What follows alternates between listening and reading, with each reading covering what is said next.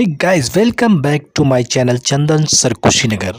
आज हम पढ़ने वाले हैं क्लास 12th के first chapter the last lesson. ये बात थोड़ी आपको पचेगी नहीं, मैं जानता हूँ कि पढ़ने जा रहे हैं फर्स्ट लेसन और पार्ट का नाम है द लास्ट लेसन। ये स्टोरी जितना पढ़ने में आपको मजाकिया समझ में आ रहा है, ये स्टोरी इसके ठीक विपरीत आपको लास्ट तक इमोशनल कर देगा। यह story the last lesson Alphonse Daudet की स्टोरी है। अल्फोंस डाउडेट ने इसे लिखा है। अल्फोंस डाउडेट की यह कहानी द लास्ट लेसन मातृभाषा के महत्व पर आधारित है। इस कहानी में उन्होंने 1870 की घटनाओं का जिक्र किया है। इस घटना में बिस्मार्क की प्रशिया सेना ने फ्रांस पर कब्जा कर लिया था। इस वजह से फ्रांस के लोरेन और अल्सेस प्रांतों में फ्रेंच भाषा नहीं पढ़ाई जाती थी। इसी वजह से फ्रेंच भाषा के एक स्कूल शिक्षक एम हैमेल को उनके पद से हटा दिया गया था। कहानी का सारांश क्या है? इस कहानी में छोटा फ्रांज नाम का एक छात्र है। छोटा फ्रांज स्कूल में देर से पहुंचने के कारण डरा हुआ था। उसे यह जानकर घबराहट हो गया कि यह उसका आखिरी फ्रेंच पाठ है। एम हैमेल ने फ्रेंच भाषा के बारे में बताया कि यह दुनिया की सबसे सुंदर भाषा है। उन्होंने कहा कि हमें इसकी रक्षा करनी चाहिए और कभी नहीं भूलनी चाहिए। एम हैमेल ने श्याम पट पर लिखा, फ्रांस अमर रहे। इसके बाद वह रुक गया और दीवार के साथ अपना सिर झुका लिया। बिना कोई शब्द बोले उसने हाथ से ही यह इंगित करने की मुद्रा बनाई कि विद्यालय की छुट्टी हो गई और वे जा सकते थे। स्टार्ट करते हैं स्टोरी को। Franz started for school very let that morning. Franz उस सुबह या उस प्रातः काल को विद्यालय के लिए बहुत देर से चला। He was afraid of being scolded. He was afraid, वह भयभीत था। ऑफ बींग स्कोल्डेड, धमकाए जाने के से। Because M Hamel was to question, क्योंकि एम हैमेल क्वेश्चन अर्थात प्रश्न पूछने वाले थे उनसे ऑन पार्टिसिपल्स, पार्टिसिपल के विषय में। And he did not know the first word about them, और वह एक शब्द भी उनके विषय में नहीं जानता था। ही thought of running away and spending the day out of doors. He thought of running away, वह भाग जाने का सोचा करता था। एंड स्पेंडिंग द डे, और दिन को बिताने के लिए सोचता था। आउट ऑफ द डोर्स, खुले में यानी घर से बाहर। अर्थ होगा वह भाग जाने और खुले में दिन व्यतीत करने का सोचा। The warm bright day, the chirping birds and the Prussian soldiers drilling in the open field back of the sawmill were tempting.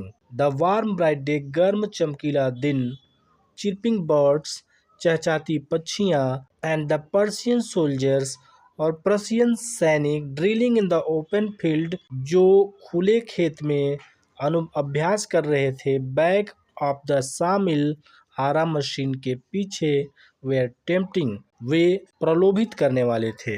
गर्म चमकीला दिन, चहचहाते हुए पक्षी तथा आरा मशीन के पीछे खुले खेतों में अभ्यास करते हुए प्रशिया के सैनिक प्रलोभित करने वाले थे।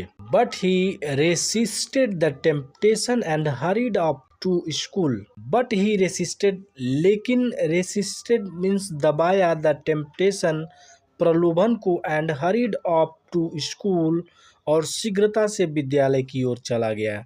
तो अर्थ होगा किंतु उसने प्रलोभन को दबाया तथा शीघ्रता से विद्यालय की ओर चला गया। There was a crowd in front of the bulletin board near the town hall. There was a crowd, एक भीड़ थी, इन फ्रंट ऑफ, सामने, द बुलेटिन बोर्ड, सूचना पट के, near the town hall, town hall के समीप।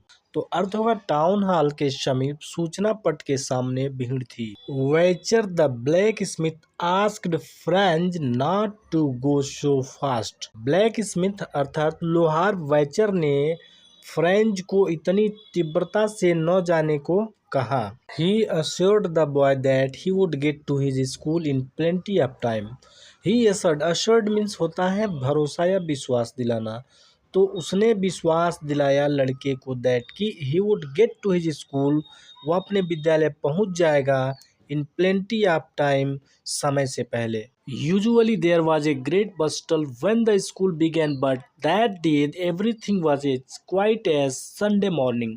यूजुअली, नियमित रूप से, प्रायः या रोज की तरह, there was a great bustle, bustle means होता है कोलाहल, शोरगुल, एक बहुत बड़ी शोरगुल हुआ करती है व्हेन द स्कूल बिगेन, जब विद्यालय शुरू होते हैं। बट दैट डे, लेकिन उस दिन everything was as quiet as, हर चीज इतनी शांत थी जैसे कि संडे मॉर्निंग, रविवार की सुबह हो। विद्यालय आरंभ होने से पहले काफी कोलाहल होता था, किंतु उस दिन प्रत्येक चीज ऐसे शांत थी जैसे कि रविवार की सुबह हो। Through the window, Franz saw his classmates already in their places and M. Hamel walking up and down with his terrible iron ruler under his arm. Through the window, खिड़की से फ्रांज ने देखा, his classmates, उसके सहपाठी, already in their places, पहले से ही अपने स्थान पर बैठे हैं, and M. Hamel walking up and down, और M. Hamel walking चल रहे थे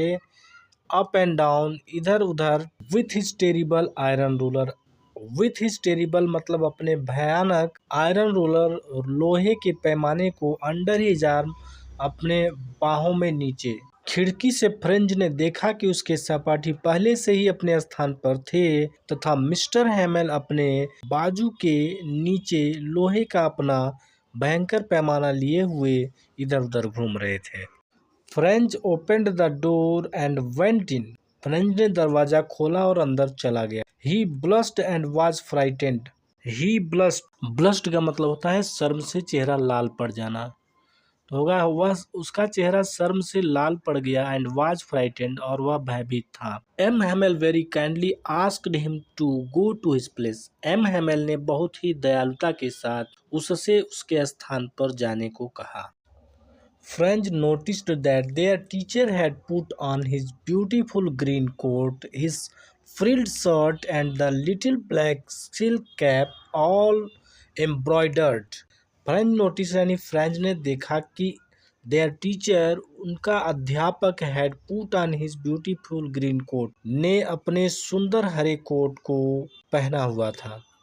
फ्रिल्ड शर्ट, फ्रिल्ड का मतलब होता है झालरदार, तो अर्थ होगा फ्रिल्ड शर्ट, झालरदार कमीज, and the little black silk cap, और छोटी काली रेशमी टोपी को पहना हुआ था। ऑल एम्ब्रॉयडर्ड, एम्ब्रॉयडर्ड का मतलब होता है कसीदा कढ़ा हुआ, तो अर्थ होगा इन सभी पर कसीदा कढ़ा हुआ था। He wore these only on inspection and prize days. He wore, वह पहना करते थे, दीज, इनको, ओनली, मात्र, ऑन इंस्पेक्शन, निरीक्षण पर, एंड प्राइज डेज, और पुरस्कार वितरण के दिनों पर। वह मात्र इनको निरीक्षण और पुरस्कार वितरण के दिनों पर पहना करते थे। The village people were sitting quietly on the usually empty back benches. Village people, ग्रामीण लोग, were sitting, बैठे हुए थे, quietly, शांति से, on the usually, प्रायः, empty back benches, खाली पीछे के बेंचों पर। Everybody looked sad, हर कोई दुखी दिखाई देता था। And Hauser had brought, और हॉसर ने लाया था, an old primer, एक पुरानी प्रवेशिका। प्रवेशिका का मतलब है वर्णमाला की बच्चों की जो पुस्तिका होती है उससे, तो बोल सकते हैं। और हॉर्सर जो था वह वर्णमाला की बच्चों की पुस्तिका को लेकर आया था।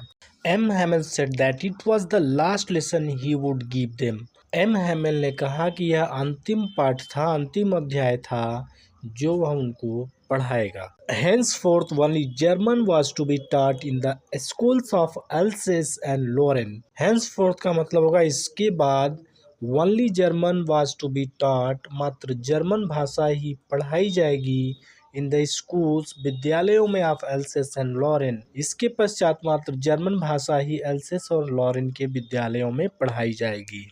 The new master would come the next day, अगले दिन नया अध्यापक आ जाएगा। This was their last lesson of French, फ्रांसीसी भाषा में यह उनका अंतिम पाठ था। He wanted them to be very attentive, वह चाहता था कि वे अत्यंत ध्यानपूर्वक रहें। French felt sorry that he had not learned his lessons properly. French को इस बात का अफसोस हुआ कि उसने अपना पाठ उचित ढंग से याद नहीं किया था। The idea that M Hamel was going away made the narrator forget all about his ruler and how crankily he was. Mister Hamel के जाने की खबर से नरेटर जो था, यानी वर्णनकर्ता जो था, यह भूल गया कि उनका पैमाना और वे कितने क्रूर हैं। कहने का मतलब है मिस्टर हैमिल के जाने की खबर से वर्णन करता उनके पैमाने और वे कितने क्रूर हैं इस बात को पूरी तरह से भूल गया। Now French understood why M. Hamel had put on his fine Sunday clothes and why the old men of the village were sitting there. अब फ्रेंच को ये समझ में आ गया कि एम हैमल ये रविवासरीय वस्त्र क्यों पहने हुए थे and why the old man of the village were sitting there और क्यों गांव के वृद्ध लोग वहां बैठे हुए थे। They had come to thank the master for his 40 years faithful service. They had come, वे आए हुए थे to thank धन्यवाद देने मास्टर्स अध्यापक को for his 40 years faithful service उसके 40 वर्ष तक के विश्वसनीय सेवा कार्य के लिए and to show their respect for the country that was theirs no more और उस देश के प्रति सम्मान प्रकट करने के लिए आए थे जो अब उनका नहीं था। M. Hamel asked French to recite, but he stood there silent. Mister Hamel ने फ्रेंच को सस्वर गाने के लिए कहा लेकिन वह चुपचाप खड़ा रहा। The teacher did not scold him. अध्यापक ने उसे नहीं डांटा। He confessed that his parents and he, the teacher, were at fault. Confessed का मतलब होता है स्वीकार करना, तो अर्थ होगा उसने स्वीकार किया कि वह अध्यापक और उसके माता पिता स्वयं इसके दोषी थे। Then he talked of the French language, the most beautiful language in the world, the clearest, the most logical. Logical का मतलब होता है तर्कपूर्ण, तो अर्थ है तब उसने फ्रांसीसी भाषा के विषय में बात किया जो दुनिया में सबसे सुंदर भाषा है, जो सबसे साफ और तर्कपूर्ण भाषा है। He asked them to guard it among them and never forget it. He asked them, उन्होंने उनसे कहा to guard, इसकी रक्षा करने के लिए, among them, अपने बीच, and never forget it, और इसे कभी न भूलने के। उसने हमें कहा कि अपने बीच इसकी रक्षा करें और तथा कभी न भूलें। Their language was the key to their prison. उनकी भाषा उनके कारावास की कुंजी थी।